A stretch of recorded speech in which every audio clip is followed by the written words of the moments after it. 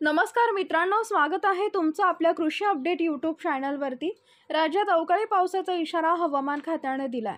कुठं व केव्हा पावसाचा इशारा दिलेला आहे याबद्दल संपूर्ण माहिती पाहण्यापूर्वी आपल्या कृषी अपडेट यूट्यूब चॅनलवरती नवीन असाल तर चॅनलला सबस्क्राइब करून शेजारील बेल आयकॉन प्रेस करा।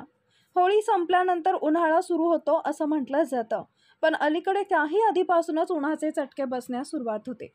सध्या तर राज्यात ऊन पावसाचा खेळ सुरू आहे। एकीकडे उन्हाचे चटके बसत असतानाच विदर्भ, मराठवाडा, मध्य महाराष्ट्रात वादळी वाऱ्यासह पावसाची शक्यता हवामान विभागाने वर्तवली आहे।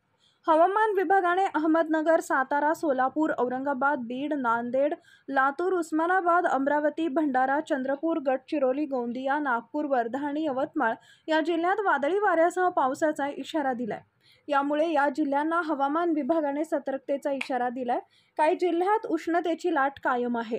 पुणे वेधशाळेने दिलेल्या माहितीनुसार मराठवाडा, विदर्भ तसेच मध्य महाराष्ट्रात तुरळक ठिकाणी वेळोवेळी ढगाळ वातावरण राहण्याची शक्यता आहे। आज विदर्भामध्ये तुरळक ठिकाणी हलक्या स्वरूपाचा पाऊस पडण्याची शक्यता आहे। मंगळवारनंतर संपूर्ण राज्यात हवामान कोरडे राहण्याची शक्यता आहे। अहमदनगर, सातारा, सोलापूर, औरंगाबाद, बीड, नांदेड, लातूर, उस्मानाबाद, अमरावती, भंडारा, चंद्रपूर, गडचिरोली, गोंदिया, नागपूर, वर्धा, यवतमाळ या जिल्ह्यांमध्ये तुरळक ठिकाणी मेघगर्जनेसह विजांचा कडकडाट आणि सोसाट्याचा वारा वाहण्याची शक्यता आहे। त्यामुळे या जिल्ह्यांना दक्षतेचा इशारा देण्यात आलाय। यापुढील हवामान अंदाज पाहण्यासाठी चॅनलला सबस्क्राइब करा। धन्यवाद।